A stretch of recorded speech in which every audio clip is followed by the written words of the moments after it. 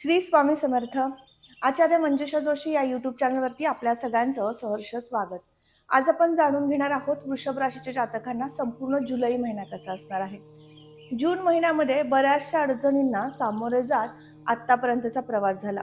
जुलैमध्ये कोणत्या दोन विशेष ग्रहांचं परिवर्तन अत्यंत शुभ स्थिती दर्शवतं ते प्रथम समजून घेऊ.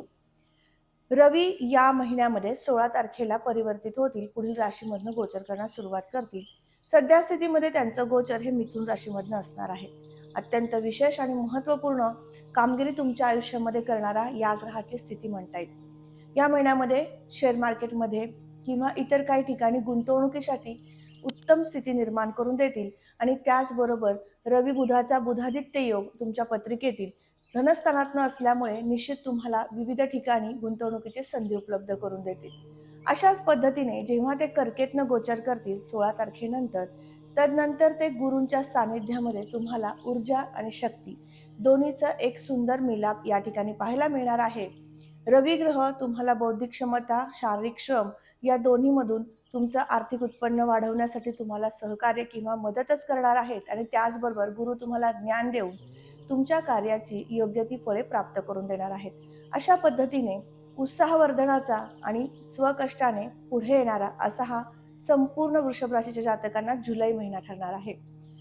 कुटुंब सुखाच्या दृष्टीने विचार केला तर कुटुंब स्थानामध्ये रवी बुधाचा बुधादित्य योग आणि बुध ग्रह याच महिन्यामध्ये होणारी वक्री अवस्थेतील स्थिती, त्यामुळे 7 जुलै नंतर तुमच्या कुटुंबाचं सुख तुम्हाला प्रदान होईल. कुटुंबामध्ये शुभ कार्य, मांगलिक कार्य घडण्याचे शुभ संकेत येतील. अशा पद्धतीने हा महिना असणार आहे. तृतीय स्थानाकडे जाऊयात. परिश्रमाबद्दल आपण सुरुवातीलाच बोललो, पराक्रमाची स्थिती उत्तम असणार आहे. या महिन्यामध्ये प्रवासाचे योग अनंत प्रकारे दिसून येत आहेत. हा संपूर्ण महिना प्रवासासाठी अतिशय श्रेष्ठ आणि उत्तम असा असणार आहे. चतुर्थ स्थान मातृसुखाचं आहे, चतुर्थ स्थान वास्तू आणि वाहन सुखाचं आहे. या महिन्यामध्ये प्रथम स्थानामध्ये मंगळाची उपस्थिती आहे आणि मंगळ चतुर्थ दृष्टीने चतुर्थ स्थानाला पाहतोय. तुमच्या स्वभावामध्ये थोडासा तापटपणा वाढण्याची शक्यता या महिन्यात अधिक आहे. त्यामुळे क्रोधावर नियंत्रण ठेवावं आणि दुसरी गोष्ट म्हणजे याच महिन्यामध्ये तुमच्या वास्तूमध्ये काहीतरी नवीन करावं, वास्तूमध्ये नवीन वस्तू खरेदी करावी असा काहीसा विचार येऊ शकतो. रिनोव्हेशनची कामे करून घ्यायची असतील, हाच तो शुभ महिना म्हणता येईल. या महिन्यात झपाट्याने त्या कार्यासाठी सुरुवात होऊ शकते. पंचम स्थानामध्ये असणारी बुधदेवांची रास आणि बुधांचं वक्री अवस्थेतील गोचर तुमच्यासाठी विशेष. ज्यांचं इंजिनिअरिंग किंवा लॉ क्षेत्रातलं शिक्षण आहे अशांसाठी बुधादित्य योग करत धनस्थानातील बुध आणि रवींची युती तुम्हाला शैक्षणिक प्रगतीसाठी उत्तम आहे. नोकरदार वर्गांसाठी जो शिक्षण विभागामध्ये काम करतोय त्यांच्यासाठी सुद्धा अतिशय श्रेष्ठ आणि उत्तम स्थिती असणार आहे. शैक्षणिक प्रगतीसाठी हा महिना उत्तम असा असणार आहे. याचबरोबर प्रणय सुखासाठी विचार केला तर बुध ग्रह जेव्हा वक्री होतात त्यावेळेस तुम्हाला प्रणय सुख किंवा तुमच्या पतीचं सुख हे तुम्हाला भरभरून देत असतात. त्यामुळे हाही शुभ संकेत तुम्हाला या महिन्यात पाहायला मिळणार आहे. तुमच्या आयुष्यामध्ये एखादा जोडीदार प्राप्त होणं, त्याच्यासोबतचे स्नेहभाव वाढणं असे सुद्धा शुभ संकेत आहेत. याचबरोबर संतान सुखासाठी सुद्धा तुम्हाला हा महिना 17 तारखेपर्यंत विशेष म्हणता येईल.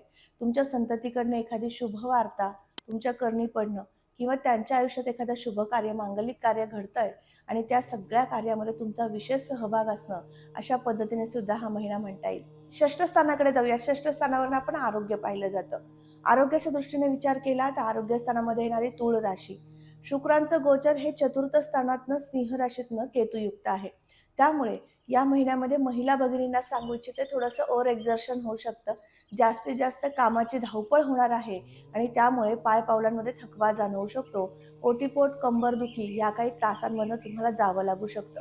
पण हा त्रास फार मोठ्या प्रमाणात निश्चित नसणार आहे. याचबरोबर सप्तम स्थान जोडदाराच्या सुखाचं आहे, पार्टनरशिपमधील व्यवसायाचं सुद्धा आहे. या ठिकाणी वृश्चिक रास येते. मंगळांचं गोचर प्रथम स्थानात आहे. मंगळ सप्तम दृष्टीने सप्तमाला पाहतायत. त्यामुळे तुमच्यामध्ये उत्साहवर्धन करून देतील, व्यापार वाढवण्यासाठी तुम्हाला प्रेरित करतील, तुमच्याकडनं अधिक कष्ट करून घेतील. अशा पद्धतीने मंगळांची कृपा आणि त्याचबरोबर लग्नात मंगळ आहे त्यामुळे सप्तमाला जेव्हा पाहतात त्यावेळेस तुमच्या पार्टनरशिपमधील व्यवसायाला सुद्धा उत्तुंग असं यश निर्माण करून देतात. त्यामुळे व्यापारी वर्ग या महिन्यात सुखावणार आहे, यामध्ये काळजी नसावी. त्याचबरोबर पार्टनरशिपमधील व्यवसाय जसे आपण पाहतो त्याच पद्धतीने सप्तम स्थानावरनं जोडीदाराचं सुख पाहिलं जातं. या महिन्यात तुमच्या पत्नीचं आणि पतीचं सुख तुम्हाला अतिशय उत्तम प्रकारे मिळणार आहे. त्यांच्यासोबत तुम्हाला काही ठिकाणी पर्यटनाची, मांगलिक कार्यामध्ये सहभागी होण्याची संधी निर्माण करून देणारी स्थिती मंगळाच्या कृपेने आहे. मंगळ जेव्हा सप्तम दृष्टीने सप्तमाला पाहतात, त्यावेळेस तुमच्याकडनं धार्मिक आचरण किंवा धार्मिक कार्यामध्ये रममाण करणं असे दोन्ही शुभ संकेत घेऊन येत असतात. भाग्यस्थान भाग्य आणि शुभ संकेत दर्शवतं. या ठिकाणी मकर रास येते आणि शनींचं गोचर हे मीनेतनं आहे, अर्थात लाभातनं आहे. तर लाभातील शनी तुमच्यासाठी कोणती संधी उपलब्ध करून देतील? तर तुम्हाला या महिन्यामध्ये नवीन नोकरीचा शोध संपन्न होऊ शकतो. त्यामध्ये नोकरी प्राप्त करून देणारी स्थिती आहे. याचबरोबर याच महिन्यामध्ये तुम्हाला नवीन व्यापाराची सुरुवात करून देणारी सुद्धा स्थिती उत्तम आहे.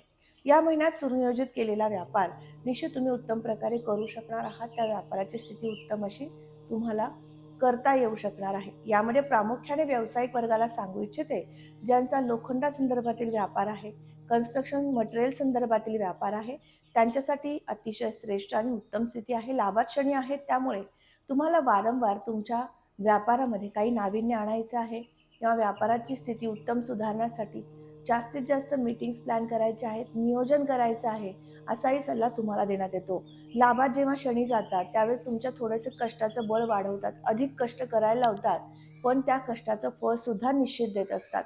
राशीपत्रिकेतील 12वं स्थान, 12वं स्थान किती महत्त्वाचं आहे तुमच्या लक्षात येईल, कारण या स्थानावर आपण परदेशात जाण्याची संधी पाहतो, आपल्या खर्चाची स्थिती पाहतो आणि त्याचबरोबर याच सुंदर स्थानावरनं आपण आध्यात्मिक बैठक सुद्धा पाहतो. 9व्या स्थानावरनं रोजची दिनचर्येतील उपासना आणि 12व्या स्थानावरनं एक विशेष उपासना किंवा आपण म्हणू मेडिटेशन किंवा अधिक ध्यानधारणा या सुद्धा गोष्टी पाहतो. आणि या सर्व अनुषंगाने विचार केला, या ठिकाणी मेष रास आहे, मंगळ लग्नी आहे. तुम्ही स्वतः प्रवृत्त होणार आहात.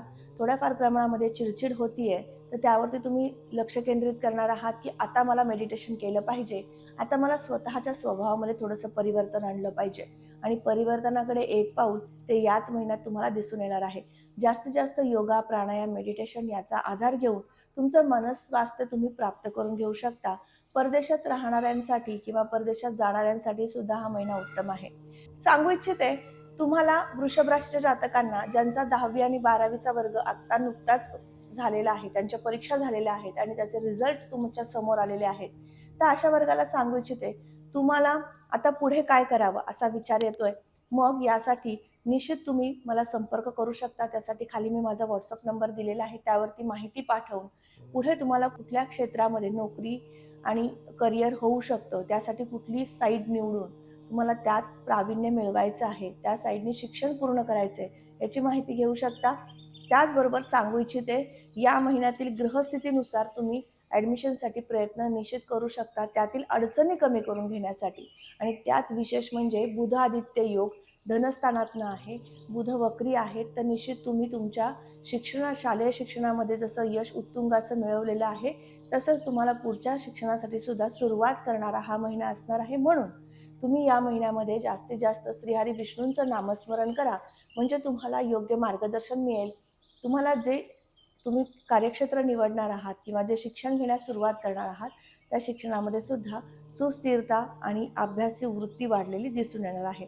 याचबरोबर ज्यांना विवाह करायचा, अशा विवाह इच्छुक वधूवरांना सांगू इच्छिते, तृतीय स्थानातनं कर्क राशीतनं गुरूंचं गोचर आहे. गुरूंची सप्तम दृष्टी ही भाग्यस्थानावर येते, त्यामुळे तुमच्या इच्छित पार्टनर तुम्हाला प्राप्त होऊ शकतो. आणि दुसरी गोष्ट म्हणजे पंचम दृष्टीने सप्तमाला गुरूंचं पाहणं म्हणजे तुमच्या विवाह कार्याला सुनिश्चितता प्राप्त करून देणं, म्हणजेच विवाह कार्य निश्चित होणं, असे सुद्धा शुभ संकेत या महिन्यात दिसून येत आहेत.